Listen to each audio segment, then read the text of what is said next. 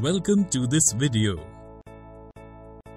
In the previous video, we studied about solutions, suspensions and colloids. In this video, we will study the separation of components of mixtures. As we know, most of the substances around us are found in the form of mixtures. A variety of methods are used to separate the components of these mixtures. But you may be wondering, why is it required to separate the components from the mixture? Separation makes it easy to obtain and use information about each component of the mixture.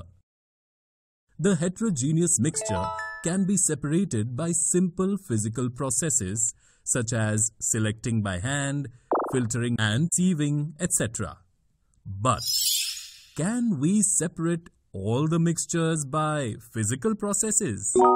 For example, can we separate ink into its components by some physical process? No. Special techniques are used to separate mixtures such as ink. Let us now study some of these techniques. First of all, we will learn about evaporation. Let's try to understand it through an activity. Fill half the beaker with water. Now, place the watch glass on the face of the beaker and put some drops of ink on the watch glass. Now, start heating the beaker. What do you see? We can see that evaporation is happening from the watch glass. We will continue heating the beaker until it evaporates. After a while, you will see that there is no change in the watch glass. Then we will stop heating it. Is there any residue left on the watch glass? Yes. We can see that the blue component, dye, appears as a residue on the watch glass. So, according to you, which substance has evaporated from the watch glass? Absolutely correct. Water? So we can now conclude by this activity that ink is a mixture composed of water and color components, in which water is a solvent and color is a solute. And we can separate the solute from the solvent in mixtures such as ink by evaporation. Let us now learn about the second technique of separation, centrifuge. Take milk with a little bit of whole cream in a vessel. Now, try to separate the cream from milk by filtering it with a sieve. Did you succeed in it? No. Why so? In fact, the particles of cream present in milk are so small that they come out of the filter container. Then, how can we separate mixtures such as milk with cream? Now, let us take this creamy milk in a test tube. Now centrifuge it for 2 minutes with a centrifuge machine. What do you see? When the centrifugal device is rotated rapidly, heavy milk particles settle down and light cream particles remain on top. Particles of creamy milk, blood, wastewater, etc. are too small that it cannot be separated by filtration, but can be separated by centrifugation. Now let us learn about the technique of separation of a mixture of insoluble liquids. In this activity, we will put a mixture of kerosene and water in a separation funnel. Now, we'll leave it undisturbed for a while. What do you see after a while? Yes, after some time, separate layers of water and oil are formed. But why so? This is possible because water and kerosene are insoluble liquids. Kerosene, being lighter than water, rises upwards to form a separate layer. And due to the water being heavy, it remains in the bottom layer. Now, we can open the stopcock of separation funnel carefully and remove the bottom water layer into a beaker. Close the stopcock as soon as the oil reaches the bottom. In this way, we can see that the liquids which are not soluble among themselves can separate into different layers according to their density. Therefore, with the help of the separation funnel, mixtures of insoluble liquids such as water and oil, molten iron and slag, etc. can be separated. Let us now learn about the next technique, sublimation. Take a mixture of salt and ammonium chloride in a ceramic cup. Now cover this cup with a funnel upside down and close the open end of the funnel with cotton. Now heat the ceramic cup slowly using a burner. What do you see? As the cup is heated, the vapor of ammonium chloride rises upwards from the cup, and after some time, this vapor starts to settle on the cool surface of the funnel. Keep the ceramic cup warm until the vapor stops coming out of it. Now, turn off the burner and scratch out the solid ammonium chloride in a bowl. In this way, we separated the mixture of salt and ammonium chloride. But how was this possible? This was possible because ammonium chloride is sublimable substance that converts directly from the solid state to the gaseous state upon heating. By this activity, we can conclude that to separate such mixtures that contain a sublimable volatile component from a non-sublimable impurity such as camphor, naphthalene and anthracene, the sublimation process is used. The next separation technique is chromatography. Let us understand this by an activity. Take a thin layer of filter paper. Draw a line with a pencil 3 centimeters above its bottom edge. Now, place a drop of water-soluble ink in the center of the line with the help of a sketch pen.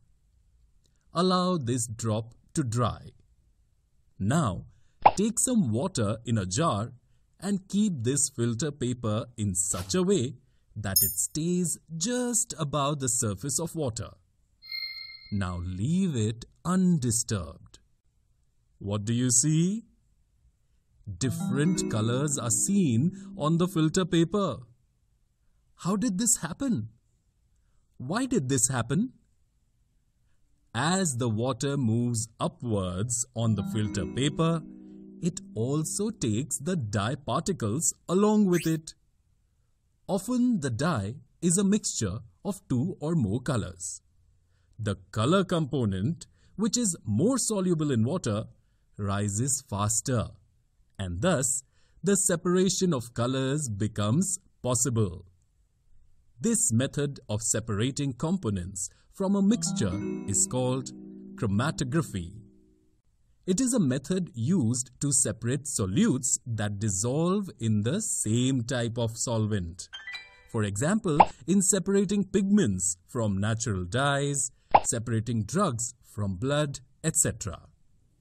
The next separation technique is distillation. Let us try to understand it through an activity. Take a mixture of acetone and water in a distillation flask. Put a thermometer in it. Now, arrange the device in this way. Heat the mixture slowly and carefully observe the thermometer. As the mixture heats up, what do you observe?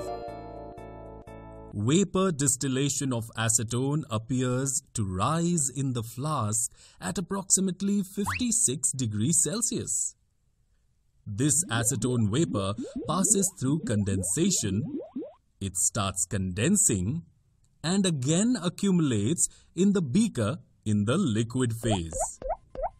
In this way, we can separate the mixture of acetone and water by distillation. This was possible because a mixture of acetone and water is a mixture of two miscible liquids that boiled without decomposition and have sufficient difference in their boiling points in between 56 degrees Celsius and 100 degrees Celsius. To separate a mixture of two or more miscible liquids for which the difference in boiling points is less than 25 K, fractional distillation process is used. You may be thinking that by fractional distillation method, we can only separate the mixture of liquids. But can we use the distillation method even if we have to separate the gaseous mixture? Let us know about this by the example of air. Air is a homogeneous mixture and its components can be separated by fractional distillation. Suppose we have to separate oxygen gas from air. To do this, first let us arrange the devices in this way. We have to separate the other gases present in the air to get oxygen from the air. To obtain liquid air, the pressure on the air is first increased and then air is cooled by decreasing temperature. This liquefied gas is slowly heated in the fractional distillation column, where all the gases separate at different heights according to their boiling points. Now, finally, the last separation technique is crystallization. Take about 5 grams of impure copper sulfate in a ceramic cup. Dissolve it in minimum amount of water. Filter out impurities. Now vaporize the water with a solution of copper sulfate to obtain the saturated solution. Cover the solution with a filter paper and leave it undisturbed at room temperature to cool throughout the day. What do you see? We can see that there are crystals of copper sulfate in the ceramic cup. This process is called crystallization. Now you might be thinking that which mixtures can we use to separate by using this process? We can use crystallization to purify salt. For example, when receiving salt from seawater, it may contain many impurities. The crystallization method is used to remove these impurities. Crystallization is the method by which pure solids in the form of crystals are separated from the solution. And do you know, the crystallization method is preferable over a simple evaporation method for the following reasons. 1. Some solids disintegrate or some scorch when heated, like sugar. 2.